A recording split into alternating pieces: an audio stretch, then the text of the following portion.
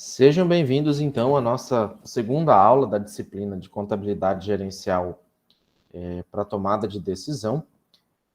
Na aula de hoje, eu vou falar, dar uma continuidade, né, falando um pouquinho da evolução da contabilidade, e daí eu vou falar um pouquinho também sobre a parte de patrimônio, a parte estrutural, o objeto da contabilidade, entre outros pontos aqui. Essa aula de hoje talvez seja uma das mais longas, assim, mais extensas que a gente deve bater 1h30, 1h40, mais ou menos, tá? Vou tentar ser objetivo para não ultrapassar muito isso. Bom, a contabilidade, ela tem uma certa linguagem, né? Ela tem algumas terminologias, algumas nomenclaturas que é característica dela, e ela é considerada uma linguagem de negócios, né? Ou uma linguagem que traduz ali os dados do negócio.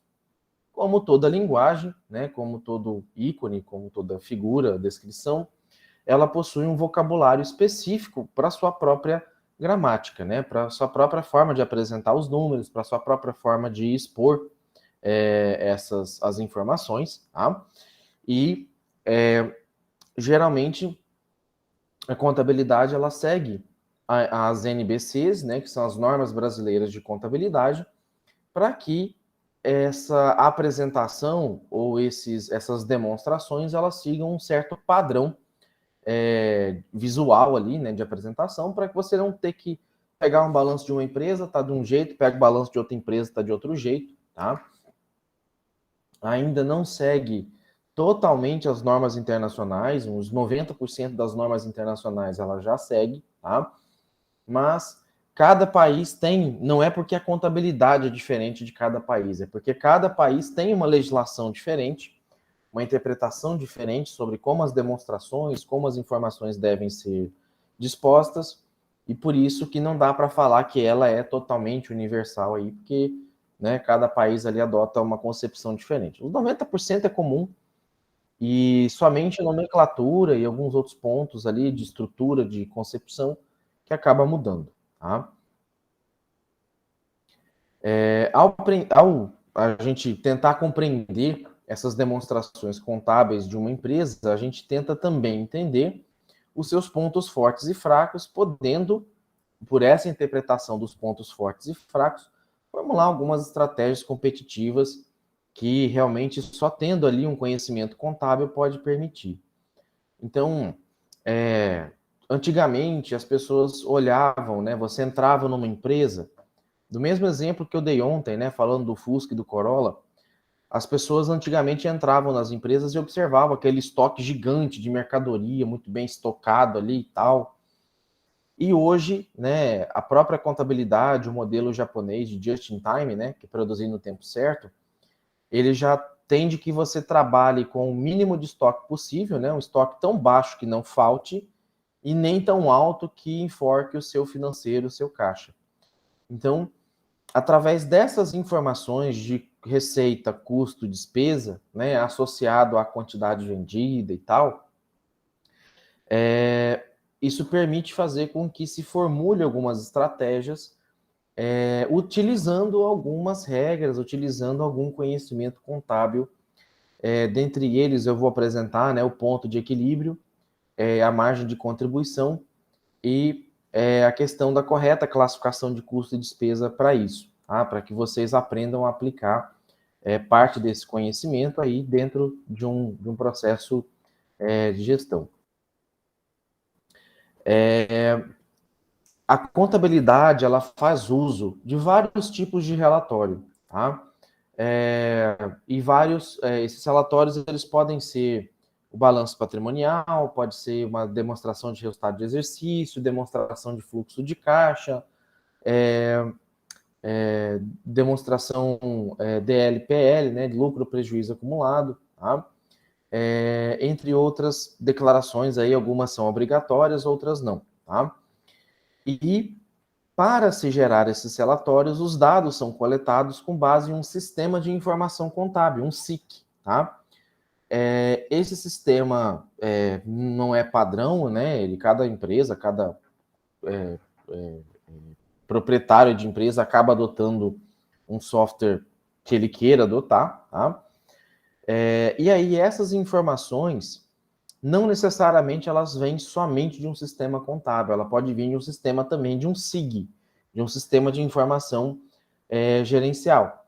E essas informações é onde você geralmente registra o preço dos produtos, o mix, né, a quantidade, variedade de produto diferente que tem, seja em estoque ou para fabricação, a tecnologia que é utilizada, se é própria, se é terceirizada, o orçamento de marketing, quanto quer gastar com publicidade e por aí vai, tá? Algumas empresas chegam até detalhar, por exemplo, o orçamento de marketing. Eu vou colocar uma propaganda no rádio, na TV, em outdoor, em mídias sociais e filipeta, né? Aqueles panfletinhos assim, né? Do boca a boca.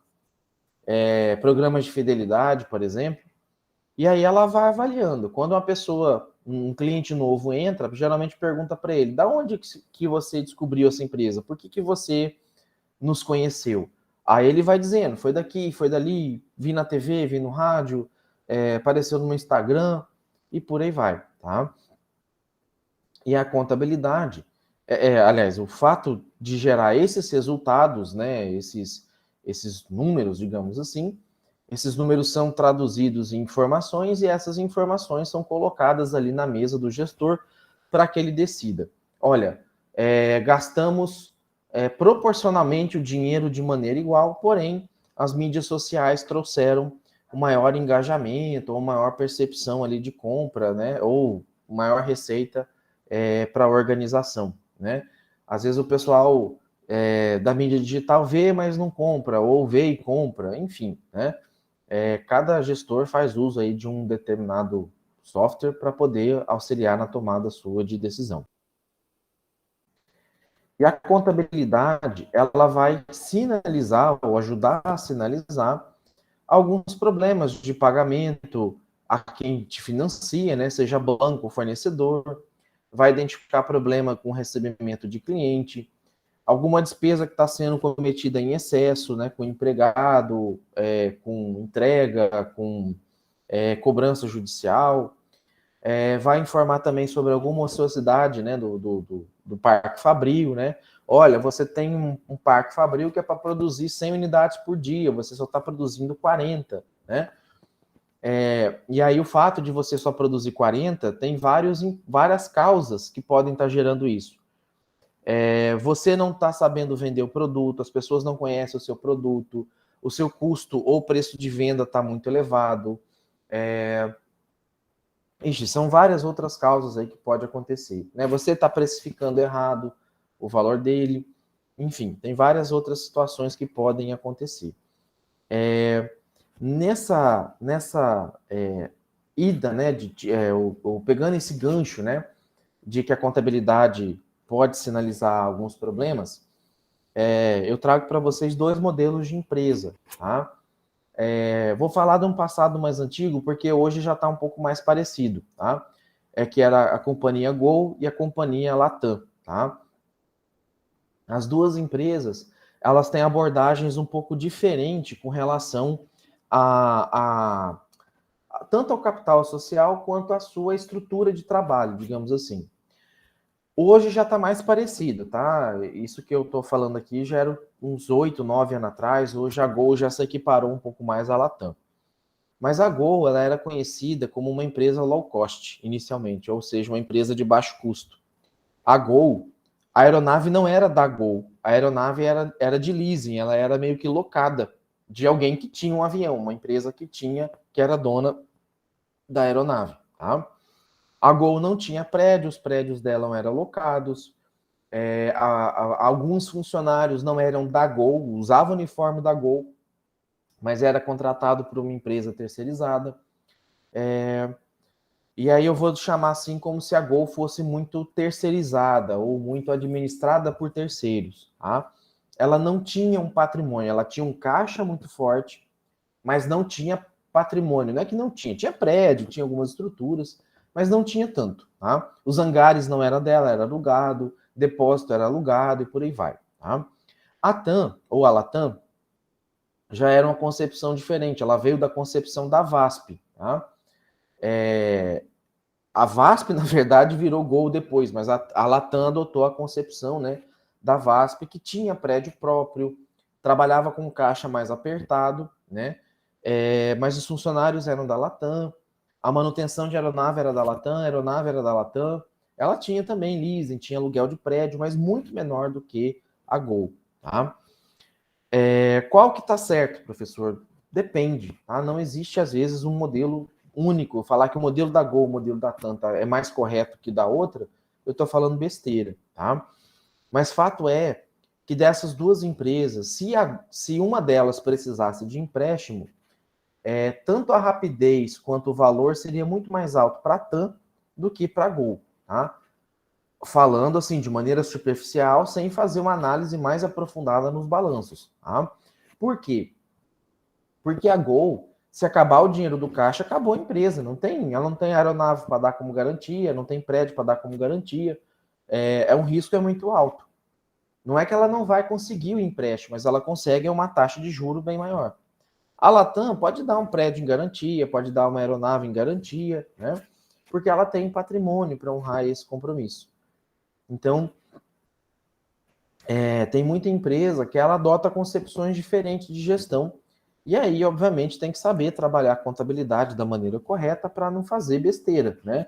O que a Gol pode fazer como besteira? Gastar o dinheiro do caixa e ficar sem dinheiro para honrar um compromisso no curto prazo. Tá? O que a TAM pode fazer de besteira? Ou Latam, né? Latam pode fazer de besteira. Ela pode se comprometer, se endividar muito, pegar muito empréstimo e depois não ter liquidez para honrar esse compromisso.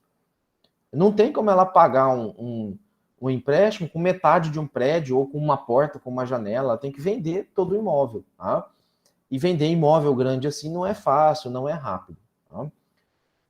A contabilidade ela também tem alguns campos de atuação, né? É um campo um pouco mais amplo, porque ele atua desde contabilidade societária, gerencial, pública, contabilidade fiscal, tributária, auditoria, perícia, pesquisa, ensino, tá? Então, o campo de atuação da área, né, de atuação da contabilidade, ele é bem amplo. Quanto aos clientes, né, a contabilidade ela tem as pessoas físicas como cliente, no imposto de renda, por exemplo, pessoa física, no ITR, que é o Imposto Territorial Rural, tá? Pode ser física ou jurídica, num ganho de capital, pessoa física, tá? Ela pode ter cliente como uma entidade sem fins lucrativas, né? Uma ONG, uma OSS, uma organização social de serviço, tá? Pode ser também uma empresa privada, né, que visa lucro, ou mesmo até uma pessoa de direito público, né, tal como o Estado, o município, União ou mesmo uma autarquia, tá? E essa disciplina ela vai pautar alguns exemplos, né, e aplicação voltada um pouco mais para as empresas que objetivam um lucro, tá? Eu vou trabalhar muito com essa questão de receita, custo, despesa e lucro, tá? Ah, professor, mas eu quero focar numa empresa OSS. OSS visa sobra. A diferença é que o resultado do lucro ele é um retorno do investidor e a sobra ela tem que ser aplicada ou reaplicada dentro da própria organização. Tá? Você não tem retiradas ali dela em razão disso. O processo contábil ele envolve a coleta dos dados, o processamento, né, ou a contabilidade em si. Eu vou lá, lanço a escrituração, analiso se é uma despesa, um custo, enfim. Ela gera os relatórios contábeis e esses relatórios são entregues aos usuários da contabilidade, que podem ser a administração, a gestão da empresa, pode ser os bancos, pode ser o governo, pode ser fornecedor. Fornecedor é meio raro pedir, mas se for uma compra grande, um valor grande, ele vai pedir, porque é o dinheiro dele que ele quer proteger. Ele não vai sair. Quando um programa. Eu falo assim: quando um fornecedor ele te vende uma mercadoria a prazo, ele está te emprestando dinheiro na forma de mercadoria. Então ele analisa risco disso também, né? Ele quer ver o seu endividamento, enfim, tá?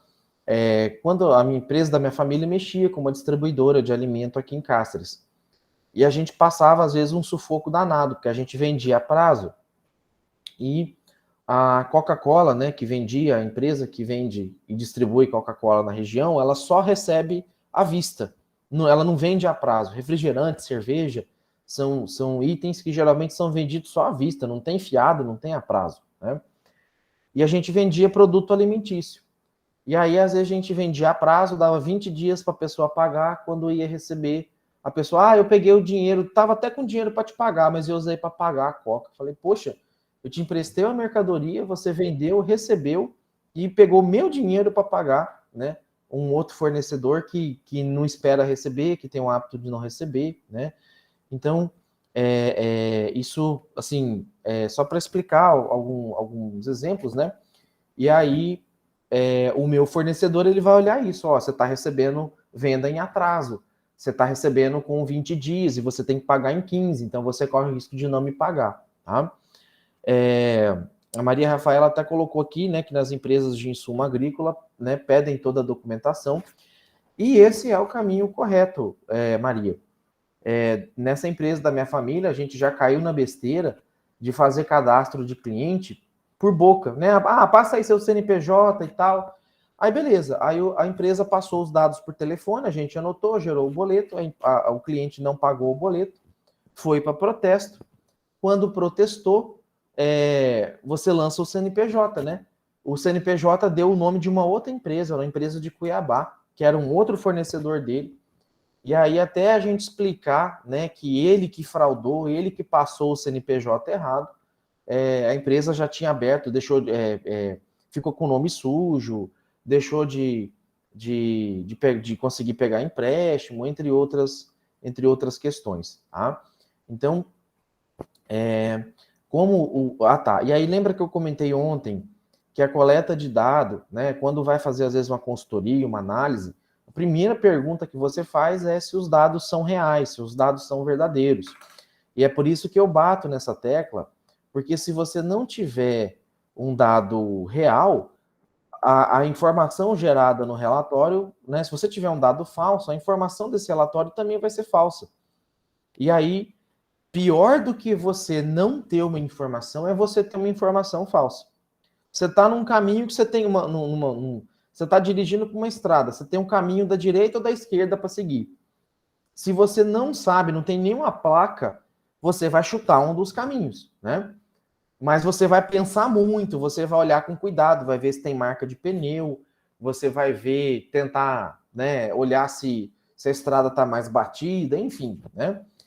Se você já vai para uma estrada que tem uma bifurcação e ela está com a placa marcada errada, virando para a esquerda, sendo que o caminho correto é o da direita, você nem vai parar para olhar isso daí. Você vai pegar e vai simplesmente seguir. Então, pior do que você não ter informação é você ter uma informação falsa. Tá?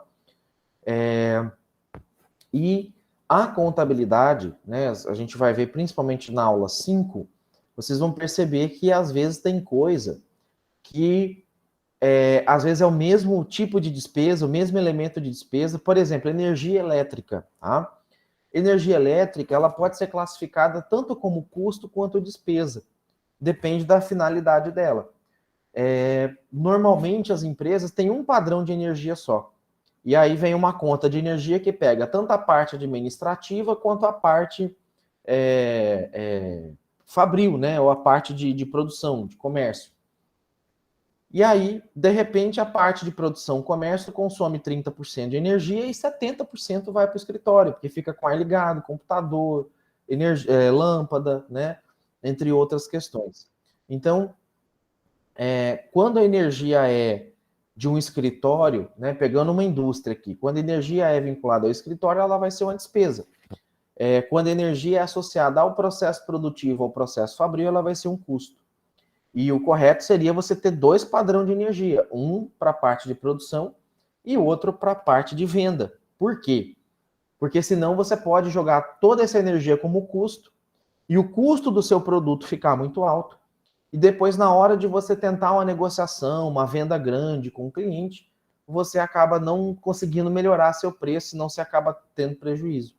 Mas, na verdade, você lançou errado como custo erroneamente, porque a despesa ela é meio que fixa do escritório, com energia, ar-condicionado, tá? se for um escritório que funciona regular.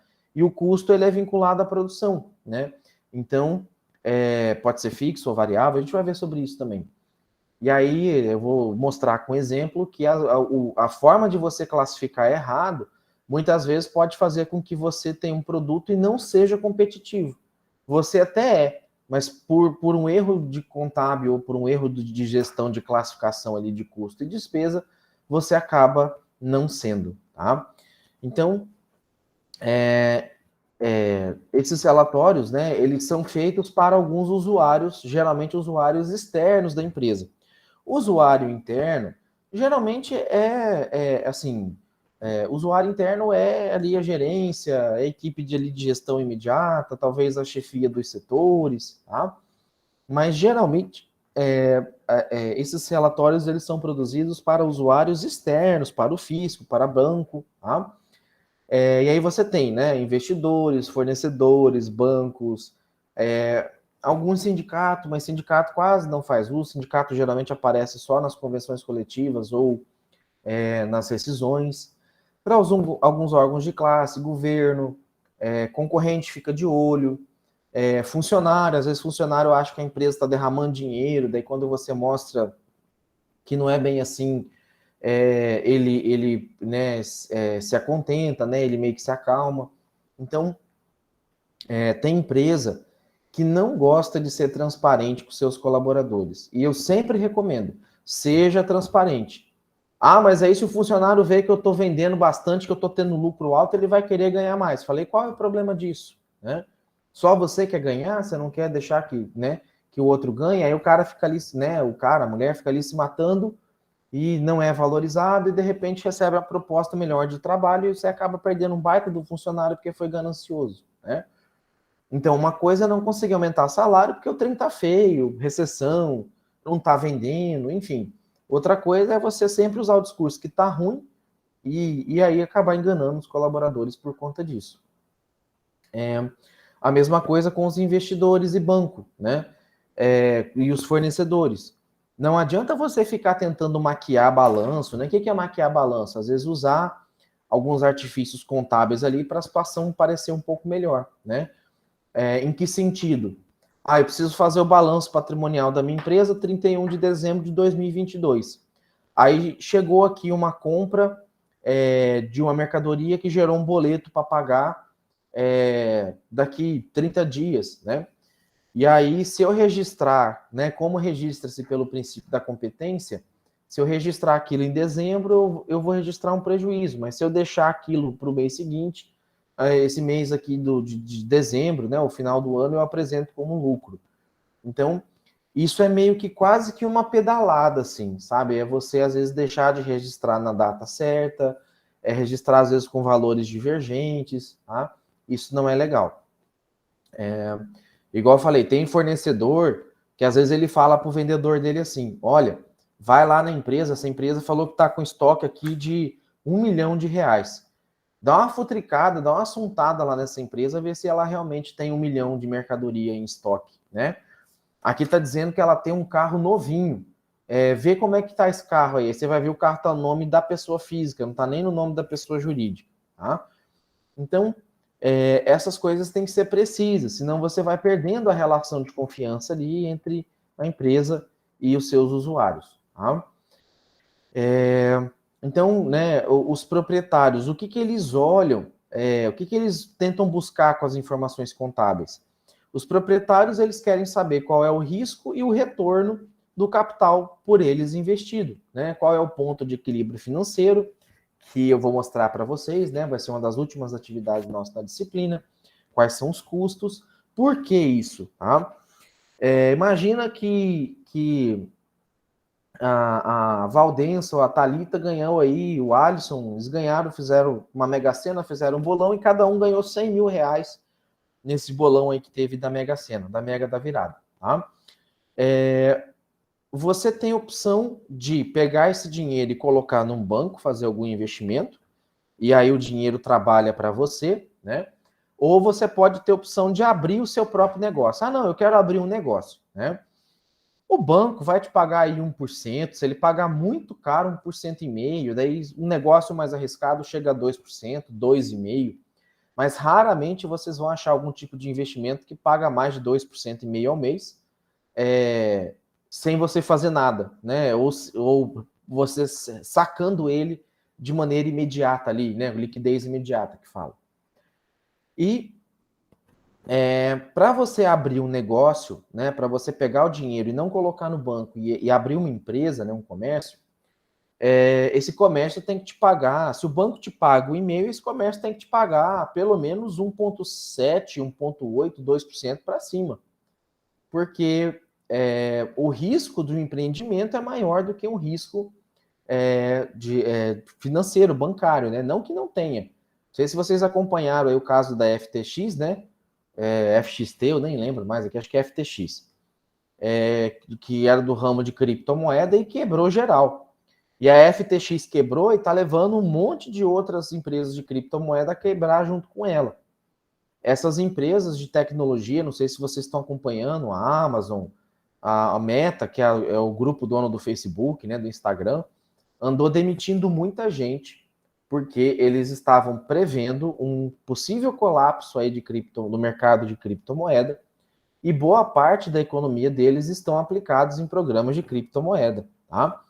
Então, para eles não criarem alarde, sair vendendo tudo e daí promover uma quebra geral, eles optaram por reduzir custo, prevendo uma situação futura, tá? Hoje, se vocês perguntarem para mim se eu investiria em criptomoeda, eu, particularmente, não investiria, tá? Não colocaria meu dinheiro. Ainda acho que o cenário econômico e político nosso está um pouco instável, tá? Cenário mundial, por conta da pandemia, ainda está numa certa recessão. A China meio que está em recessão, então eu seguraria aí investimentos um pouco mais arriscados, tá? Eu sou um pouco mais moderado, né? Não condeno quem quer se arriscar, mas se me pedisse um conselho, eu seguraria aí antes de investir. Talvez investiria em imóvel, tá? O mercado de imóvel está meio que aquecido, principalmente, né, imóvel usado está meio aquecido, mas fora isso, não recomendaria, tá? Os administradores, o que eles fazem com essa informação contábil?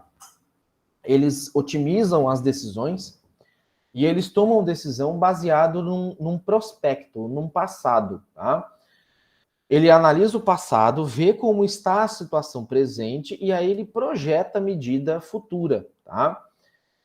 Principalmente com relação ao mix de produto, a alguns custos, a margem de contribuição, ponto de equilíbrio, preço de venda, porque esses itens eles meio que são atrelados entre eles, tá?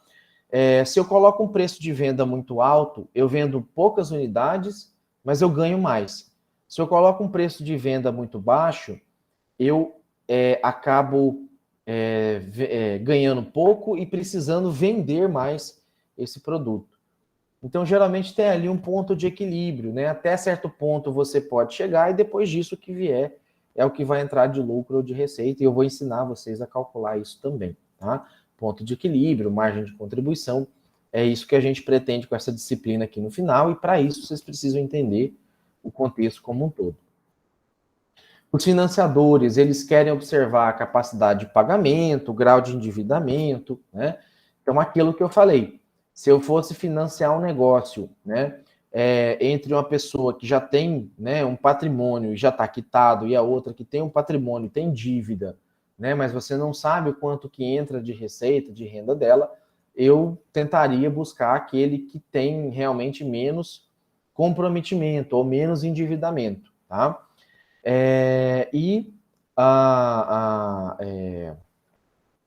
Eu, assim, particularmente, eu também não, como é que eu posso dizer assim, não necessariamente o endividamento é algo ruim. Quando ele está dentro do previsto, tá, ele chega a ser algo que vai dar fôlego e algo que mostra continuidade dessa organização, tá? Então, às vezes as pessoas falam, endividamento ruim, mas nem todo endividamento é ruim, tá? Talvez não dê tempo de eu mostrar para vocês a questão de capital de giro, na verdade não faz parte desse conteúdo, mas talvez durante a discussão de algum exercício eu explico essa questão do endividamento um pouquinho melhor, tá? Outra questão também, né? O que o governo quer ficar de olho nas informações contábeis? Para tributar, para cobrar a parte dele, né?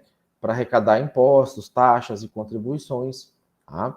Então, o governo aí por meio geralmente da Receita Federal, da Fazenda, né? Que a Receita você faz, do município, né? Que geralmente vem ali a Secretaria de Finanças, né? A tributação do município, cada município chama de um jeito. Então, ele fica de olho. E aí é importante frisar que o governo ele tem duas divisões, a parte fiscal, que realmente é essa de cobrança, e a parte reguladora, que é aquela que vai trabalhar algumas políticas econômicas, tá? Aqui a gente vive, no Brasil, nós temos uma certa liberdade de produzir, basicamente, os bens e serviços que a população faz uso, né? Então, por exemplo, se eu quiser montar, professor Gustavo, quero montar uma usina de produção de energia nuclear. Eu não vou ter autorização do governo para isso, ele não vai deixar. Vou ter que ter 300 mil licenças diferentes para isso. Tá? Eu quero vender um produto para a Bolívia. Eu fabrico um produto aqui, sei lá, sal mineral para gado. Eu quero vender e exportar para a Bolívia, que é a vizinha nossa aqui. O governo não vai deixar eu vender para a Bolívia. Porém, se sal mineral para gado estiver em falta no Brasil, o governo pode, não que ele vá, ele pode falar assim, não, você pode vender só 10 sacos para a Bolívia, o resto você tem que vender aqui para dentro. Tá? Então, essa era uma das críticas ao pessoal aí do agronegócio, cana, né, quem mexer com açúcar, com gado, porque não tinha essa barreira regulatória, digamos assim. E durante a pandemia, né, quem trabalhava muito com commodities, soja, arroz, milho, feijão, carne, eles optavam por vender para o mercado externo e não para o mercado interno. Por isso que os preços dispararam aqui dentro. Em outros países, o preço disparou porque não tinha, né? A procura era muito maior do que a oferta. Aqui no Brasil, a oferta tinha, porém não se queria vender aqui para dentro, queria vender para fora porque pagava um valor maior. O governo poderia colocar uma barreira ou uma cláusula e falar assim, não, você só pode exportar uma determinada quantidade.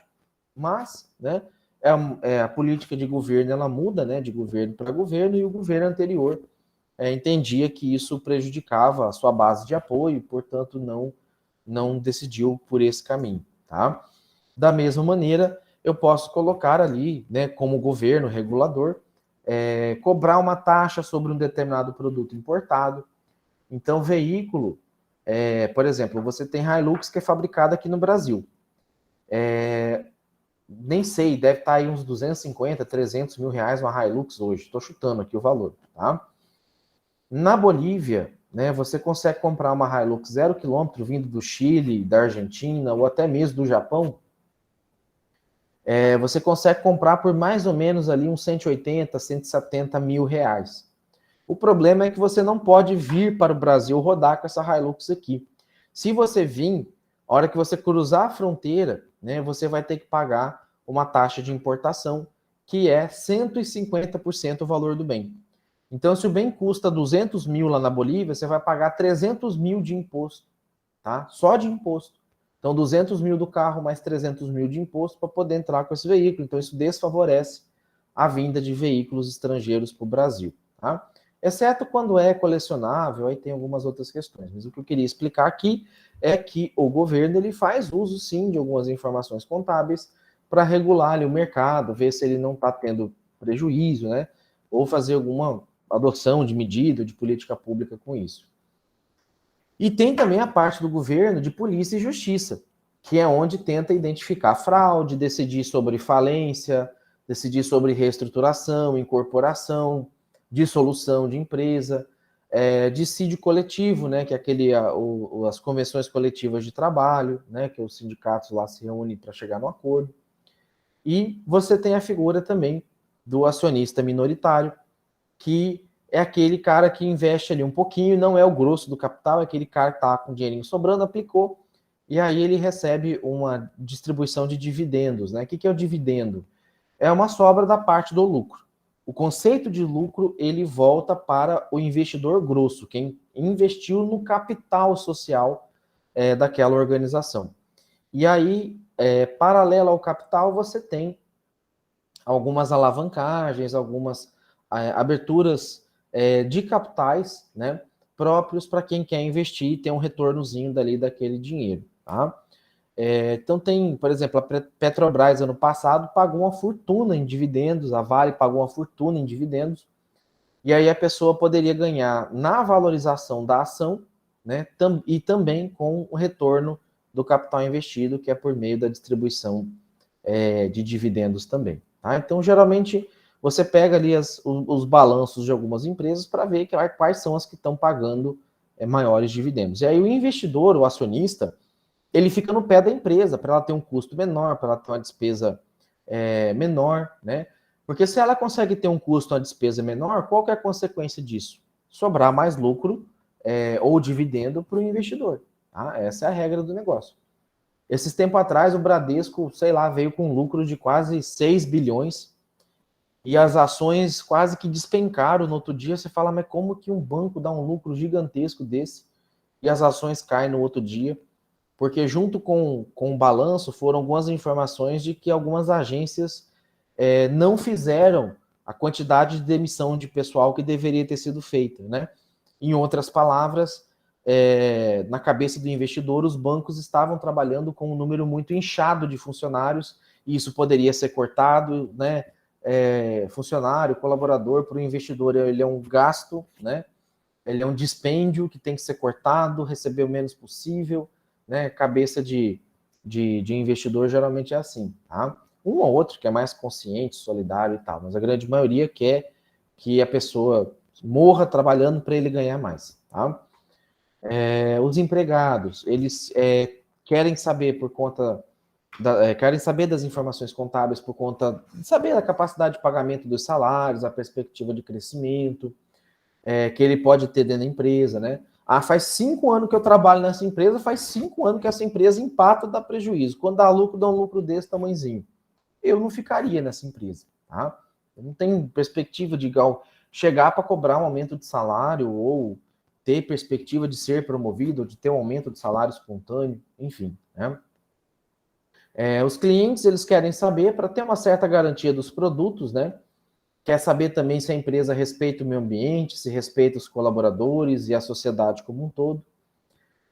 E os fornecedores, eles querem saber com relação à análise de crédito, se esse cliente está respeitando o meio ambiente e a sociedade como um todo. Então, por isso que essas informações contábeis, elas acabam sendo usadas por uma gama de pessoas, uma gama de instituições muito grande. E aí, essas informações, elas têm 2 aspectos que tem que ser considerado, tá? O aspecto qualitativo do patrimônio, tá? Então, esse aspecto qualitativo, ele se refere Ai, deu soluço aqui, perdão. A natureza dos elementos que compõem esse patrimônio, como dinheiro, valores a receber, valores a pagar, o que tem de máquina, estoque de material, mercadoria, tá? Então, essa delimitação qualitativa, ela vai até o grau de um grau particular, assim, que permita uma certa compreensão do componente patrimonial. Esse cara tem 100 mil em máquina, mas é tudo máquina velha, tudo pau velho, né? Então, não tá tão bem assim. Esse cara tem um estoque muito grande, mas esse estoque dele tá girando, né? É um estoque grande, mas no final do mês está zerado, ou é um estoque que já vem gordo, assim, embarrigado de 2, 3 meses atrás, tá? Ele está com muito dinheiro em caixa. Isso é sempre um sinal bom? Não. Ele deveria estar aplicando, ele deveria estar, talvez, deixando de pagar. Pode ser que ele esteja deixando de pagar alguma conta, pode ser que ele esteja deixando de trabalhar com capital de terceiros, tá? Enfim, tem várias interpretações que você pode fazer do ponto de vista qualitativo, tá? Dessa questão. Igual fala assim, né? A cabeça do empresário, eu vou falar aqui por Cáceres, que é a região que eu conheço, tá? Pode ser que na região de vocês mude um pouquinho. Mas a cabeça do empresário aqui de Cáceres é que ele prefere vender, mesmo sabendo que corre o risco dele não receber. Ele está preocupado com a venda. Ah, mas a pessoa assinou uma promissória, a pessoa deixou um cheque aqui, tá? Para ele isso está perfeito, ele vendeu, né? Meio que se livrou da mercadoria.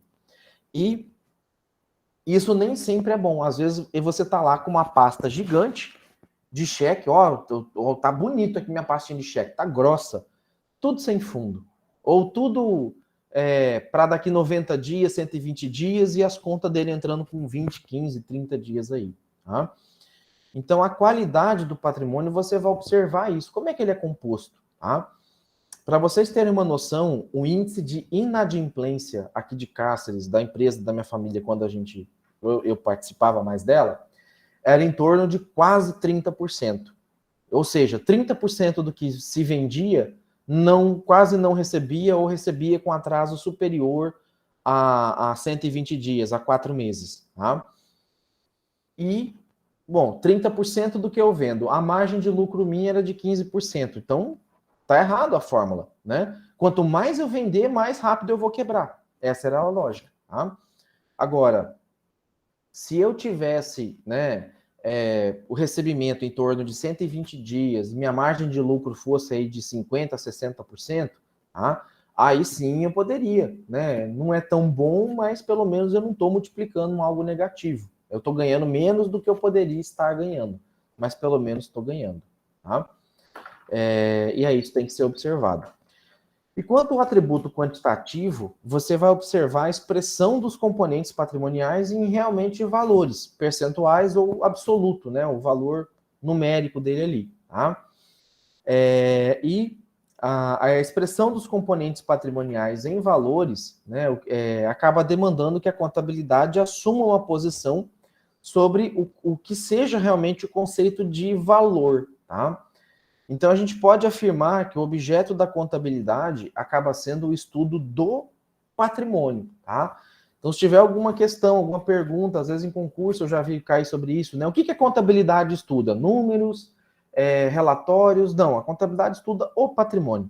Você tem isso e ao longo do tempo você cresceu a mais ou você reduziu, né? Deu um passo para trás, você diminuiu de tamanho. Então, essa é a questão, tá? Como eu falei, né? E aí o patrimônio não só estou falando de prédio, máquina, equipamento, estou falando da operação como um todo, inclusive entrando os bens intangíveis, tá? Inclusive os bens intangíveis compõem o patrimônio da sua organização, tá? Uma marca, uma patente, um nome de referência, né? Ali em São Matias o pessoal pedia o Limpol da IP, né? O Limpol é o detergente da Bombril, mas eles queriam detergente da IP. O Bombril a gente conhece como a esponja de aço, né? Esponja de lã de aço.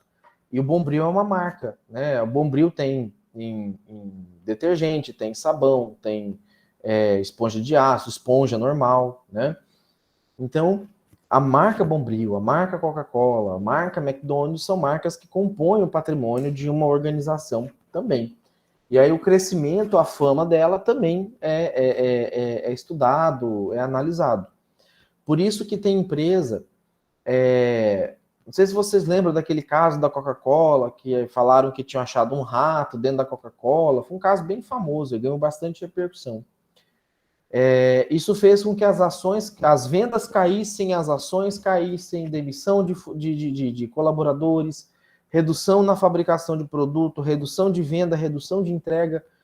Então, sei lá se foi boato. Pelo que eu sei, acabou sendo, acho que boato. Parece que não confirmou, não me recordo, faz tempo isso. Mas um boato, ainda mais nesse período de fake news que a gente vive, que as coisas espalham muito rapidamente, né? A pessoa confia no Zap, não tenta buscar a informação. Isso esparrama muito rápido, né? A fama de uma pessoa, o fulano traiu a fulana, ou a fulana traiu o fulano. Menino, os trem esparramam nos grupos aí que não tem como reverter com facilidade, né? Então, a contabilidade, ela é uma ciência social que objetiva medir os aspectos quantitativos e qualitativos do patrimônio de qualquer entidade ou qualquer tipo de entidade. Mas, professora, a contabilidade trabalha com número. Por que ela é considerada uma ciência social? Tá? Ela é uma ciência social porque o comportamento das pessoas ele vem mudando ao longo do tempo. Antes da era industrial, o comportamento era produzir para subsistência. Na era industrial, era produzir para se vender o excedente. Na era mais moderna, é produzir com máxima eficiência, máxima eficácia e com a maior redução de custo possível, né?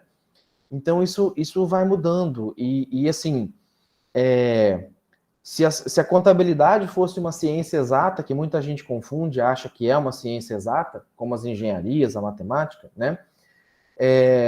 Não justificaria você comprar. Você tem dois produtos. Você tem uma carne que custa R$ 40 o quilo, mas é uma carne comum, né? Um boi comum. E você tem uma carne que custa, sei lá, R$ 60 o quilo, porque é boi orgânico, né? Se fosse uma ciência exata, você jamais compraria uma carne de R$ 60. Você compraria uma carne de 40, porque, pela lógica, é a mais barata, tá? E a ciência social, a contabilidade, ela faz uso disso, ela leva em consideração custo-benefício, ela leva em consideração valor agregado, ela leva em consideração aspectos intrínsecos, né? Satisfação, felicidade, prazer, né? Então, não necessariamente a contabilidade em si, mas o resultado das ações gerenciais que a contabilidade baliza, tá? E ela vai possibilitar, por meio das suas técnicas, o controle desse patrimônio da empresa. Tá? Então, a contabilidade ela vai registrar os acontecimentos, tá? Verificados ao longo do patrimônio de uma entidade. Então, a contabilidade ela vai ver como é que isso mudou, como é que foi usado a régua para medir que está bom ou está ruim. Tá? Quando você passa por períodos de inflação, fica difícil fazer o trabalho da contabilidade, tá? Porque às vezes você faz a contabilidade e depois precisa fazer os ajustes. Vou citar um exemplo para vocês. Vamos supor que a prefeitura de uma determinada cidade arrecadasse R$ 1 milhão. E vamos assumir aqui que a gente teve uma inflação aí de 10%, tá? Então, se no ano de 2022 a prefeitura arrecadou 1 milhão e você teve uma inflação de 10%, tá? Quando chega no final de 2023, a prefeitura, você viu que ela arrecadou 1 milhão e 50 mil. Se você olhar de uma maneira mais superficial, você vai falar assim, 1 milhão e 50 mil é maior que 1 milhão, então ela arrecadou mais do que o ano passado. Só que se você levar em consideração a inflação, ela deveria ter arrecadado 1 milhão e 100, para 10% de inflação, para ser igual a 1 milhão do ano passado. Então, comparativamente ou proporcionalmente, ela arrecadou menos, de maneira proporcional, do que arrecadou no ano anterior. Tá? Então, a contabilidade, ela visa tirar esses mitos, ela visa, por meio desses registros, fazer com que você valide os dados e que você consiga estudar corretamente a evolução do patrimônio. Tá? Mas, afinal de contas, o que é o patrimônio? Né? O que se constitui um patrimônio? Como é que um patrimônio é formado? Tá? Então, todo patrimônio contábil, patrimônio de uma organização, seja com fins lucrativos ou sem fins lucrativos, ele vai compor um conjunto de bens, de direitos e de obrigações. Tá? Esse conjunto de bens, direitos e obrigações, eles vão ser alocados dentro, né, do balanço patrimonial, dentro da estrutura patrimonial, e por ali você consegue avaliar ou analisar o que a gente chama de riqueza líquida, né, que é mais ou menos aquele exemplo que eu dei do Fusca e do Corolla ontem. Né? Eu tenho um Fusca, né, registrado aqui com o valor de 10 mil, porém não tenho nada de dívida, né? Não tenho dívida com o mecânico, não tenho dívida com quem eu comprei esse carro, tá lá, riqueza líquida minha, 10 mil reais. Aí uma outra pessoa tem um Corolla, o carro está registrado por 150 mil reais, que foi o valor da aquisição, porém eu tenho ali empréstimos a pagar lançado como 180 mil e um prejuízo acumulado ali de 30 mil reais. A hora que eu vender esse carro, esse prejuízo muito provavelmente vai aumentar. Tá? Então, a contabilidade, usando lá aquele método das partidas dobradas, tá? Ele diz que o lado esquerdo é o lado do débito ou de uma conta a débito, tá? E o lado direito é o lado de uma conta a crédito, tá? Então aqui eu tenho o débito na esquerda e o crédito na direita, tá? E geralmente dentro da contabilidade a gente faz uma representação gráfica por meio de um razonete no formato de T, tá? E aí você separa do lado esquerdo o débito, tá? E do lado direito o crédito. E o que são os bens, os direitos e as obrigações? Um bem são todas as coisas úteis capazes de satisfazer a necessidade das pessoas e da empresa. Os bens, ele tem uma divisão entre bem tangível e intangível. Então, o que é um bem tangível? Tá? Ele tem uma forma física, ele é palpável, você consegue pegar nele. Então, veículo, imóvel, um estoque de mercadoria, dinheiro. Tá? Ah, mas dinheiro digital, professor, é um bem tangível, você consegue movimentar ele, você consegue transformar ele. Tá? Móveis e utensílios, ferramentas, tudo isso são bens tangíveis. Tá? Bens intangíveis são aqueles bens não palpáveis, ou seja, eles não são constituídos de matéria. Então você pode ter uma marca como Arisco, Coca-Cola, Bombril. Você pode ter uma patente de invenção, que seria o direito exclusivo de explorar uma invenção, tá? E da patente, você pode cobrar royalties, você pode cobrar um direito de uso dela, tá? O que é uma patente? Eu vou lá, faço uma determinada descoberta e eu posso cobrar, cada um que replicar o meu produto vai me pagar 1 centavo, 2 centavos, $1, $2, $15, enfim, tem um custo disso, tá? E eu arrecado isso por meio de royalties, tá? Eu sempre cito, né, gosto de citar o caso da Volvo. A Volvo foi uma das empresas, antigamente cinto de segurança era só 2 pontas, ele só pegava pela barriga aqui assim, tá? E aí quando acabava tendo acidente, muita gente acabava falecendo, tá? Porque a projeção do corpo para frente acabava rompendo intestino, baço, coluna, enfim. A Volvo, ela patenteou o cinto de 3 pontas, né? Que ele pega em cima, de um lado e do outro. E ela resolveu, ela tem a patente, mas ela não cobra os royalties dessa patente, porque ela entende que é um item que salva vidas das pessoas. Então, é um direito dela, ela tem o direito da patente, isso futuramente pode vir a ser cobrado, mas isso vai compor o ativo intangível da Volvo. Tá? Os bens, pelo Código Civil, ele também pode ser dividido em bens imóveis e bens móveis, né? Então, os imóveis são aqueles considerados vinculados ao solo, então não podem ser retirados sem destruição ou dano, como edifício, árvores, etc. Tá? E os bens móveis, que são aqueles que podem ser removidos por si próprios ou por outras pessoas, como animais, máquinas, equipamentos, estoque de mercadoria. Então, hoje está na moda aquelas construções com container, né? Vai fazendo aqueles módulos de container e vai construindo, tá? Se ele for soldado como um todo e não tiver como ser mexido, ele vai ser classificado como um bem imóvel, tá? Mas, se eu só fixar ele por meio de parafuso e eu puder retirar esses parafusos depois, eu vou classificar ele como um bem móvel, por mais que esse seja o prédio ou a sede da instituição, tá? Um minutinho.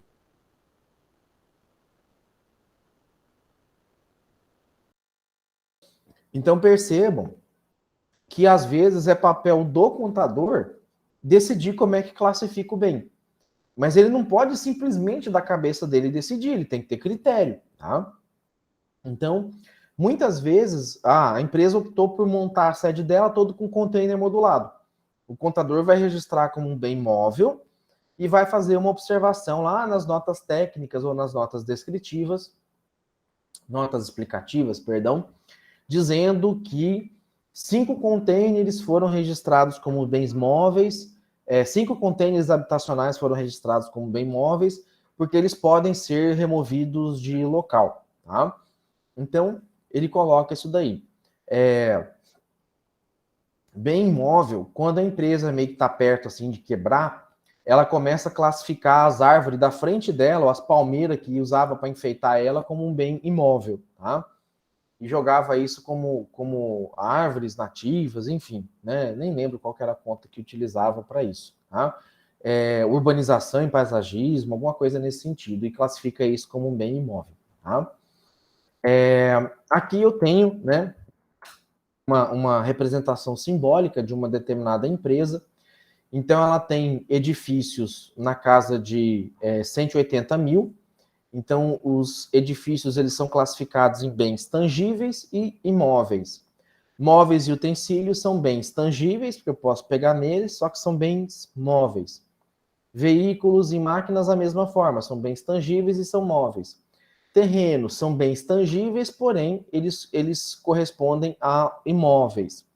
E as patentes são intangíveis e são móveis, porque eu posso comercializar, vender, o resultado da patente é um papel, tá?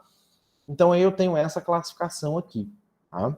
E os direitos, professor? Como é que se enquadra aí os direitos? O que eu classifico como um direito? Tá? O direito, ele é o poder de se exigir alguma coisa de alguém, né? Então, eu posso exigir um valor a receber, posso exigir uma duplicata a receber, um cheque, um salário, tá? Então, quanto à questão dos direitos, essa questão do direito ela é um pouco relativa, tá? Eu fiz uma venda e recebi essa venda em cheque, o cliente me pagou em cheque, tá?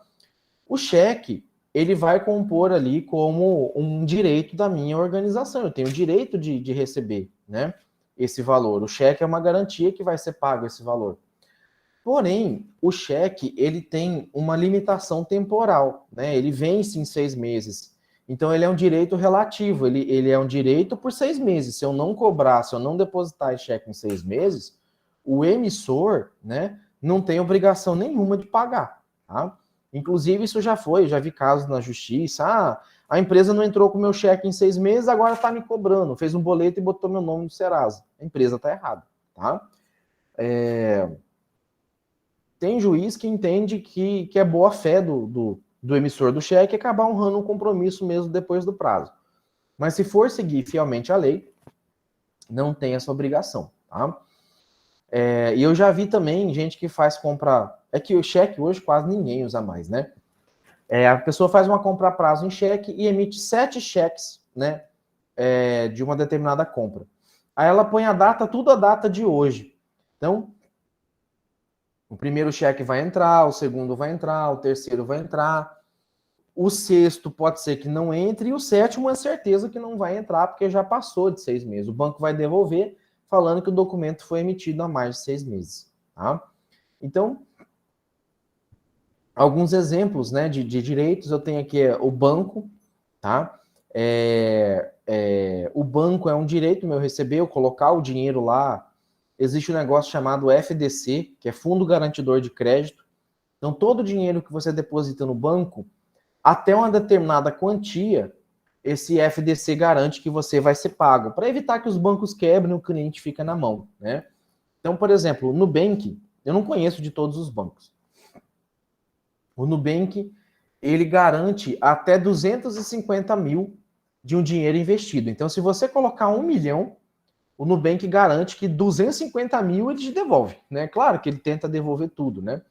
Mas se ele quebrar ou tiver em risco de quebrar, você consegue recuperar 250 mil desse valor, tá?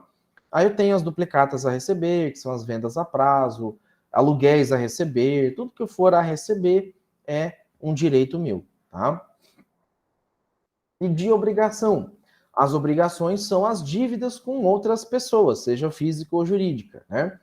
Em contabilidade a gente chama de exigíveis ou obrigações exigíveis. Então, empréstimo a pagar é uma obrigação que eu tenho, contas a pagar é obrigação que eu tenho, impostos, salários, duplicatas, né? Às vezes alguns contadores, contadoras, né, lançam como, em vez de lançar duplicatas a pagar, lança fornecedores a pagar. Porque aí pode ser duplicata, pode ser Pix, pode ser uma ordem de crédito, pode ser várias outras questões, uma nota promissória, enfim, né? Lança tudo como fornecedores ali a pagar, tá? E aí, Se a gente colocar esse conjunto, né, de bens, direitos e obrigações dentro de uma estrutura básica patrimonial, a gente vai ter mais ou menos essa representação aqui.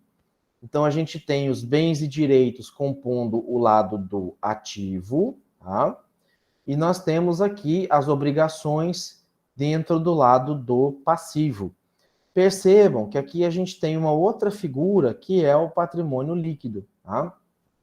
O patrimônio líquido, ele é a primeira conta que nasce dentro da empresa, que é onde você começa a pôr o capital. Vou começar uma empresa com 10 mil reais e vou colocar esse dinheiro no caixa. Ele entra como capital da empresa aqui em 10 mil e vai para o caixa, né?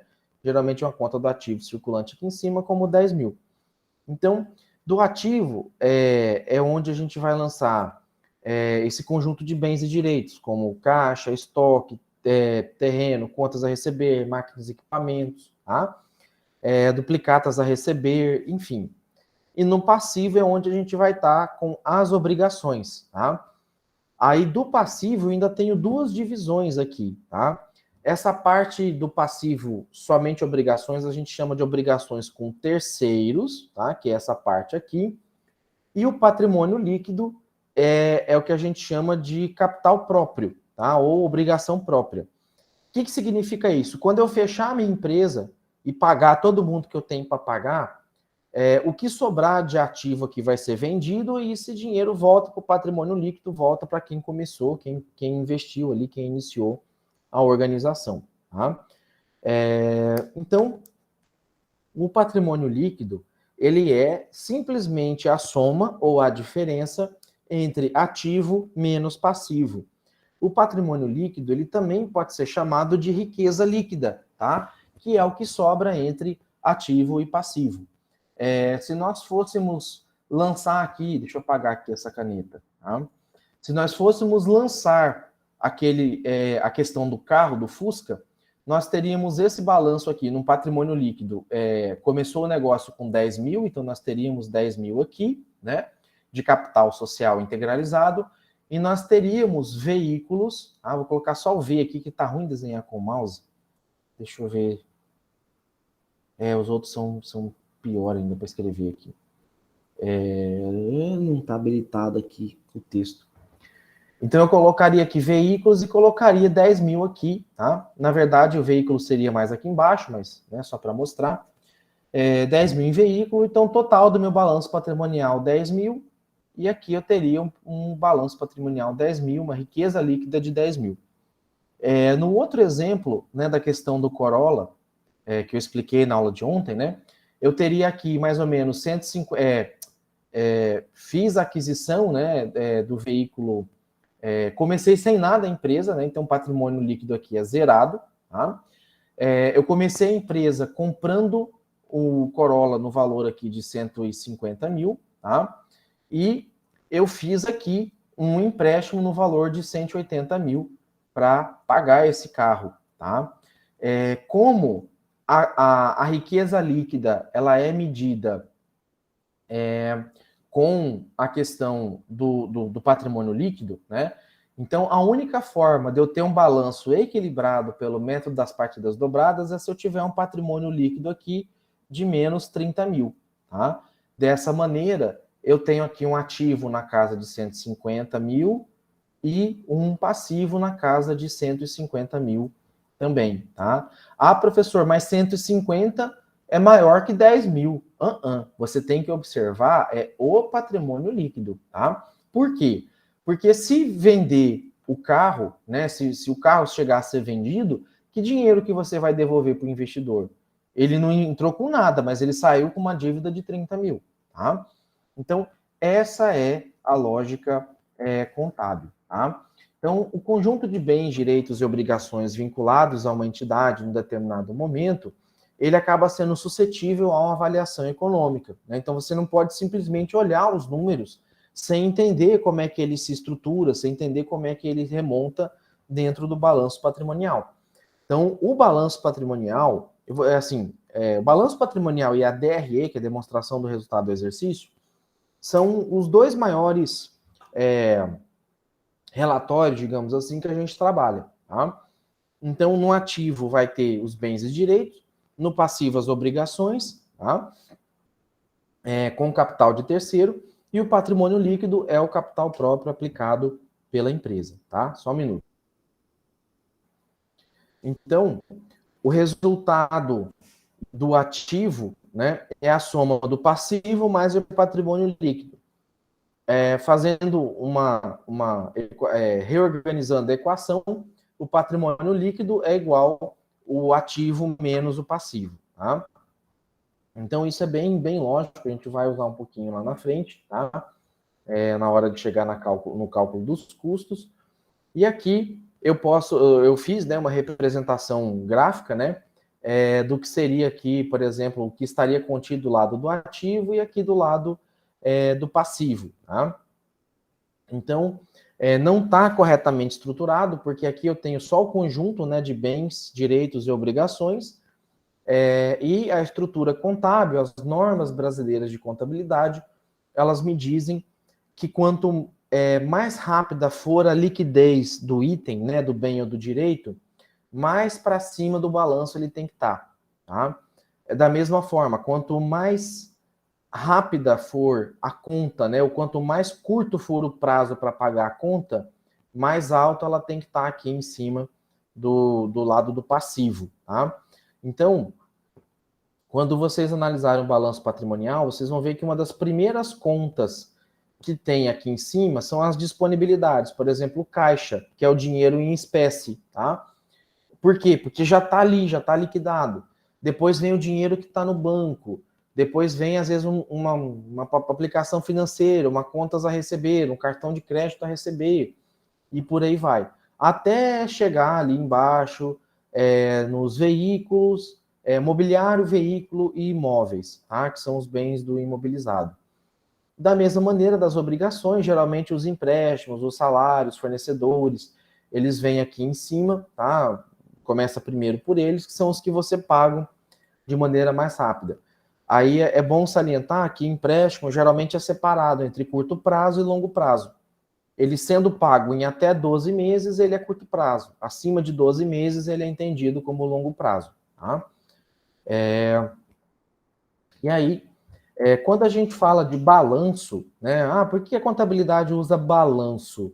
É justamente pela simbologia da balança. Uma balança, ela deve viver, né? Ela deve surtir efeito quando ela está equilibrada. Então, o balanço, tal como uma balança, vai refletir a posição financeira em um determinado momento. Então, ela vai equilibrar os bens e direitos que estão no ativo com as obrigações de terceiro, que é o passivo, e o recurso próprio, que é o patrimônio líquido. Tá? E as contas, né, como eu falei, elas são agrupadas de acordo com a sua liquidez. Né? Então, no ativo, quanto mais rápida for o grau de liquidez, tá? Ou seja, o grau de transformar isso em dinheiro ou em moeda corrente para eu poder negociar, mais alto ali, né? Mais próximo, né? Mais perto do topo ela tem que estar. No passivo também, quanto mais rápido eu tiver que pagar essa conta, mais no topo ela tem que estar, tá? E aí, outra característica também que é importante falar do balanço patrimonial é que o balanço ele corresponde à questão da origem e da aplicação do recurso. Origem do recurso sempre vai vir do lado do passivo, tá? E a aplicação do recurso sempre vai para o lado do ativo. Então, a origem de recurso, ela pode ter duas formas, ou duas origens, tá? Eu posso dividir aqui entre capital de terceiros, tá? Que é essa parte aqui de cima, e capital próprio, que é essa parte aqui de baixo, tá? Então, quando eu falo que eu compro uma mercadoria a prazo de um fornecedor, ele está me emprestando dinheiro em forma de mercadoria. Então, é um capital de terceiros, tá? Quando eu faço um empréstimo, que eu pego um empréstimo com o banco, quem está me emprestando dinheiro é o banco, então é um capital de terceiros. Quando eu coloco dinheiro meu, que eu tiro da minha pessoa física e inicio a minha empresa, é o capital próprio, é daqui que ele vem, tá? Então, desmistificando um pouco, Às vezes você está com um determinado dinheiro guardado, e isso também é uma coisa que acontece para tomada de decisão nas organizações, né? Às vezes você tem um dinheiro para comprar um determinado item, um bem à vista, tá? Aí, esse item, deixa eu pegar aqui um exemplo aqui de um automóvel, tá? Você consegue comprar esse automóvel, você tem um dinheiro, 100 mil para comprar esse carro à vista, tá? E você tem, deixa eu pegar aqui, esses 100 mil para poder pegar emprestado num banco, fazer um empréstimo, um financiamento, e a taxa de juro desse financiamento é de 1% ao mês, tá? Ora, se eu consigo aplicar esse dinheiro numa taxa de 1,5% e eu consigo um financiamento de um juro de 1%, não é muito mais barato eu pegar esse dinheiro financiado do que usar o meu dinheiro, né? Se eu colocasse esse 100 mil, meu, pessoa física, para comprar esse carro, eu teria que aplicar esse dinheiro aqui. Esse dinheiro já não era mais meu, esse dinheiro é da empresa, tá? E aí eu fico descapitalizado, tá? Ah, mas você não vai pagar juro nenhum, professor. Sim, mas esse dinheiro meu me pagava um juro quando estava na minha mão. Eu colocar ele aqui, eu perco também, né? Eu deixo de ganhar. Deixar de ganhar um rendimento também é perder, tá? E se eu faço o banco pagar isso aqui, não sou eu que estou pagando, é o banco, tá? Eu só estou pagando um jurinho para o banco, que é um juro menor do que eu estou ganhando com o meu dinheiro aplicado. Deixa eu dar um outro exemplo aqui para vocês que talvez vai facilitar. Eu sempre recomendo, sempre que as pessoas puderem fazer ou instalar placa solar, eu não vendo placa solar, não represento nenhuma empresa, mas o professor Alexandre Porto, que é o vice-reitor hoje, né, foi meu chefe aqui na Unemat, é o atual vice-reitor, ele estava com dinheiro para instalar as placas solar na casa dele. A energia da casa dele oscila de 500 a 700 reais. E eu falei para ele assim, professor, por que o senhor não pega esse dinheiro? Ele ia comprar as placas à vista. Eu falei, não faz isso. Aplica esse dinheiro, mesmo que render 1% ao mês, você aplica esse dinheiro. Na época, acho que foi uns 30 mil reais, mais ou menos. Esses 30 mil aí vai te render uns 300 reais aí por mês, 280, 300. E financia essa placa solar no valor que a parcela, não importa quanto tempo você vai fazer, mas o tempo que você vai financiar tem que ser equivalente ao valor do seu gasto de energia. Ou seja, se a energia oscila de 500 a 700 reais, então a parcela tem que ser de 600 reais. Tá? E na época a gente fez o cálculo, deu lá mais ou menos 48 meses. Então, por mais que ele pegue esse dinheiro com um financiador, divida isso em 4 anos, sai mais barato para ele fazer isso, porque ele não vai precisar tirar o dinheiro, os 30 mil dele está guardado. Esses 30 mil vai render pelo menos 280 de juro, mais 600 reais que vai economizar, porque a placa solar vai gerar energia. Então, por mais que ele pague isso em juros, é como se 4 anos a energia vá se pagando, e a partir de 4 anos ele passa a ter um retorno disso. A partir de 4 anos, ele não paga mais a parcela do empréstimo, ele deixa de pagar a energia, então isso vira uma receita para ele, e os 30 mil do capital dele está lá, pronto para ele poder utilizar, está lá vivinho da Silva. Tá? Então, se você tiver condição de fazer com que o seu negócio trabalhe para você, que o dinheiro trabalhe para você, é muito melhor do que você ir lá e comprar à vista.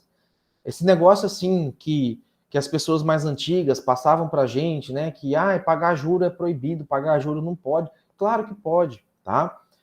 A gente, assim, não tentando também fazendo com que as pessoas se endividem, né? Não é isso. Mas é um risco calculado, você vai colocar isso na ponta do papel. E esse é o trabalho da contabilidade, tá? Então, o balanço patrimonial vai representar a soma dos ativos, né, que representa a aplicação dos recursos, ou o que a empresa possui, e tem que ser igual, pelo método das partidas dobradas, ao total de passivo, né, que é composto, né, pelo o passivo circulante, né, o não circulante, que são as dívidas, com ou o capital de terceiros, com o capital próprio, né, que é o patrimônio líquido, tá? que é o que o investidor colocou à disposição da entidade. Tá? Então, aqui é só um exemplo que eu coloquei, né? Se você tem 90 atualmente, seu balanço está em 90, né? Você tem 90 mil aplicado em ativos, 40 mil que são passivos, né? Capital de terceiros, e 50 mil que é o capital próprio, que é o que você iniciou. Daí você fez uma compra de imóveis para o escritório no valor de 10 mil. Como é que fica a composição do balanço com essa compra? Você tinha 90 mil de ativo, você vai somar mais 10 mil de imóveis para escritório, então você passa a ter 100, e no seu passivo, você passa a ter os 40 antigos, mais 10 do financiamento, mais 50 do patrimônio líquido, que corresponde aos mesmos 100. Tá? Então, o ativo, ele vai corresponder aos recursos controlados pela entidade, e ele decorre de eventos passados, que vai gerar fluxo, que com o trabalho dos bens, gerará um fluxo de benefício econômico para a entidade. Ou seja, em outras palavras, o resultado do ativo tem que ser gerador de lucro ou gerador de resultado, de crescimento patrimonial para a empresa. Tá? Esses benefícios eles podem ser representados por uma geração de caixa, como mercadoria, produto, matéria-prima, estoque, que é vendida a um cliente, tá? Ou o crescimento de um ativo pode ser também por conta de evitar uma saída de caixa. Então, aquilo que eu falei, deixar de pagar, né, também é um ganho, também é uma receita. Tá? Então, uma máquina, um imobilizado, que já não precisa ser alugada, você deixa de sair. Investir na energia solar para uma empresa, né? Não estou falando pessoa física, mas para uma empresa também. A energia solar, assim, o único cuidado que tem que ter na hora de fazer essas contas é que a energia nunca zera, sempre vem uma taxinha mínima ali de iluminação pública, distribuição, bandeira, tá? Isso tem que ser levado em consideração no cálculo também. Que hoje está em torno aí de 80, 100 reais, dependendo se é monofásico, bifásico ou trifásico, tá? Não passa aí de 150, se for uma energia trifásica, com consumo mínimo, enfim, tá? Então, o meu ativo, ele vai fazer o meu patrimônio líquido crescer se eu conseguir, né, com que as minhas receitas fiquem maiores que as minhas despesas, ou se eu deixar de gastar, né? Se eu deixar de gastar ou gastar menos do que eu deveria, tá? O ativo, ele acaba aumentando o seu valor pelo reconhecimento contábil de uma receita, tá? Ou pela obtenção de recursos com terceiros ou com sócios da entidade. Então, quando às vezes eu obtenho um desconto, vou comprar um celular que custa R$ 1.500 e tive um desconto de R$ 200. Esse desconto, contabilmente, ele se enquadra como uma receita. Só que não é uma receita operacional, é uma receita financeira. E dentro da estrutura patrimonial, né, da demonstração de resultado, a gente vai falar disso depois, a gente precisa separar o que é uma receita ou despesa operacional, né, ou seja, aquilo que é decorrente realmente da operação da organização, e separar daquilo que é algo casuístico, que a gente chama, algo meio que aleatório. É um desconto que eu consegui porque eu fui lá buzinar no fornecedor, ou no banco, porque eu tentei pagar antecipado, tá? Que é um desconto financeiro, que nem sempre você vai ter ele, não é algo garantido. Tá? E o passivo é onde vai representar a origem de recursos financiados por terceiros, né? Então, assim, é só para, às vezes, não confundir, tá? Porque, às vezes, a gente chama, o passivo, ele tem representação do passivo circulante e não circulante, e você tem o passivo total, que é a soma do passivo circulante, passivo não circulante e patrimônio líquido. Às vezes, no hábito, no dia a dia, no exercício, a gente acaba chamando só de passivo, e aí isso às vezes pode gerar uma confusão por parte dos alunos. Tá? Então eu vou tentar aqui me policiar para falar, quando for passivo, me referir somente a capital de terceiro, quando for passivo total, me referir ao somatório ali do capital de terceiro com capital próprio. Tá? Então, o passivo ele vai corresponder a uma obrigação decorrente de um evento passado, né? que vai demandar uma saída de benefício econômico futuro. Então, ele vai ser uma consequência de um empréstimo, ele vai ser a consequência de uma compra de mercadoria, de uma mão de obra prestada que converte em salário, tá? Então, o passivo vai corresponder a essas questões. E o passivo, ele aumenta de valor quando você contrai um empréstimo ou financiamento, quando você reconhece uma despesa contábil que não foi paga, né? Você deve ela, mas ela ainda não pagou, né? Você tem energia a pagar, né? Ele vai para o passivo. Ele só vira uma despesa realmente quando você paga, tá? E por outro lado, o passivo ele diminui de valor pelo efetivo pagamento ou pelo reconhecimento contábil de uma receita recebida antecipadamente, tá? Então, às vezes, eu tenho lá 13º a pagar. Aí eu fiz um adiantamento de 13º para não pesar muito no final do ano. Então, ele vai ser tratado como uma conta redutora do passivo, como se fosse um crédito que foi usado para abater ali uma conta que eu já tinha, né, um valor maior. E aí o patrimônio líquido, né, assim como o passivo, o patrimônio líquido também representa a origem, né, dos recursos, só que o patrimônio líquido vai corresponder aos recursos financiados pelos sócios da entidade, tá? Ou seja, pelo capital próprio do investidor, tá? Então, pode-se dizer também que o patrimônio líquido representa algebricamente a diferença entre o ativo e passivo. Quando uma empresa gera lucro, tá? Esse lucro não necessariamente ele já é automaticamente incorporado ao patrimônio líquido. Quando ele gerar lucro, o investidor ele pode optar por reaplicar o dinheiro, que chama reversão de lucro, tá? Ou ele pode fazer as retiradas, que eu esqueci o nome do termo agora, tá? Mas ele pode fazer a retirada, reversão de lucro também, mas para retirada, não para reinvestimento, tá? Quando ele faz o reinvestimento, ele está aumentando o capital social dele e, por consequência, todo o balanço patrimonial. Quando ele faz a reversão para sacar, né, para dividendo ou para remuneração própria, ele está reduzindo, não que ele reduz o capital da empresa, mas ele reduz o patrimônio disponível da empresa. Tá? O resultado, né? O resultado do confronto do ativo com passivo e patrimônio líquido é o que corresponde à riqueza líquida gerada pela empresa durante determinado período, né? Sabendo-se que essa riqueza, em última análise, pertence ao acionista da entidade. Então, se a empresa gerou lucro, tá? Esse lucro, ele como é que eu posso dizer? Esse lucro, se a empresa fechar, ainda que o dono não tenha retirado esse dinheiro, tá? O investidor, o capital próprio não tenha retirado esse dinheiro, se a empresa fechar, esse dinheiro automaticamente no encerramento é devolvido para o investidor, tá?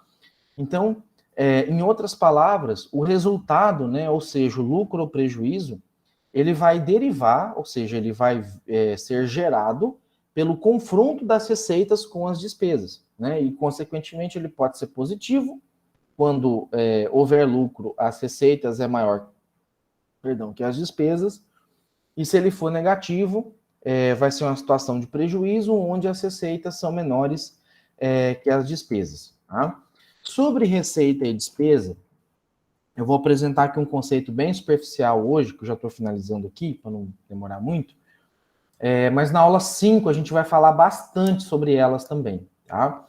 Então, uma receita, ela corresponde à geração de recurso decorrente das atividades da empresa, como, por exemplo, a venda de um estoque, que é chamada de uma receita de venda, tá? Ou uma receita operacional, deriva de uma prestação de serviço, que é chamada de receita de serviço, e também é uma receita operacional, e uma receita vindo de uma aplicação financeira, que é chamada de receita financeira, que também é classificada como uma receita não operacional, a não ser que a empresa for um banco ou uma empresa de factoring, né, de empréstimo de dinheiro, que aí sim o resultado da aplicação financeira é o resultado dela. Tá? Fora isso, todas as outras encaixariam como uma receita não operacional, porque não faz parte da operação dela. Tá? E Durante o balanço patrimonial, que a gente deve ver, e na DRE, que a gente deve ver na aula de amanhã, vocês vão ver que é importante você classificar isso corretamente, porque às vezes a empresa está dando lucro não pela atividade operacional dela, mas porque você tem um dinheiro aplicado, esse dinheiro está te gerando um rendimento. E isso quer dizer o quê? Que compensa você fechar a empresa e manter o dinheiro aplicado do que você tá lá abrindo, fechando a empresa todo dia, né? É como se a empresa tiver, ainda que tivesse dando lucro, esse lucro está vindo de uma receita não operacional, né? De uma aplicação financeira, não da operação da empresa em si. É lógico que, guardado as proporções, você tem que ver, porque tem empresa que ela leva um tempo para começar a dar retorno, que é o que a gente chama de payback, né? Você às vezes precisa fazer um investimento alto, então às vezes leva anos para. Você trabalha anos no prejuízo até começar a ver a cor do dinheiro, tá? Então tudo isso tem que ser levado em consideração, tá?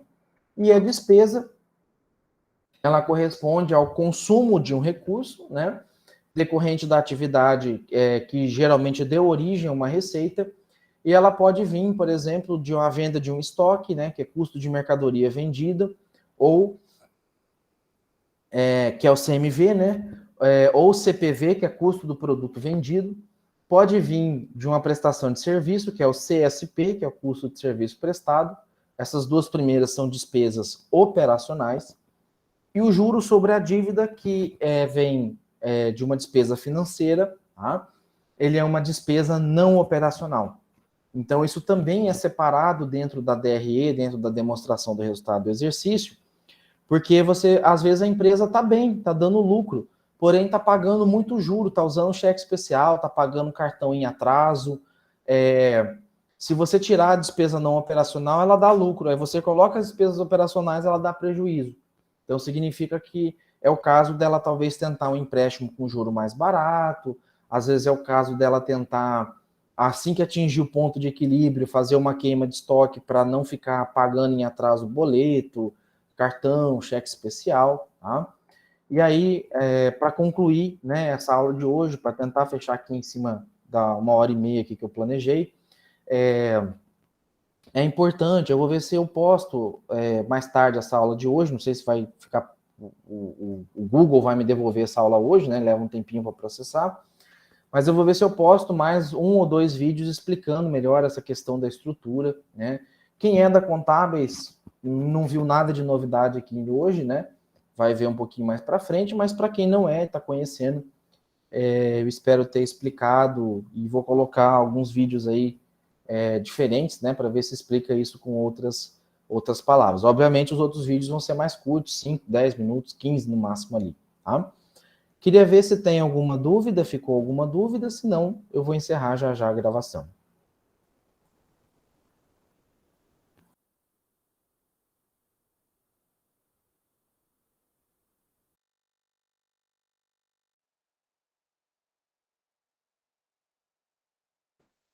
Natália, não, né? O pessoal tá quieto, ontem tinha uns 20, hoje tinha uns 17 aqui, tá? Então, pessoal, deem uma lidinha aí, né? Se não ficou realmente dúvida, dê uma lidinha na aula de amanhã, que a gente vai falar sobre situação líquida patrimonial, tá?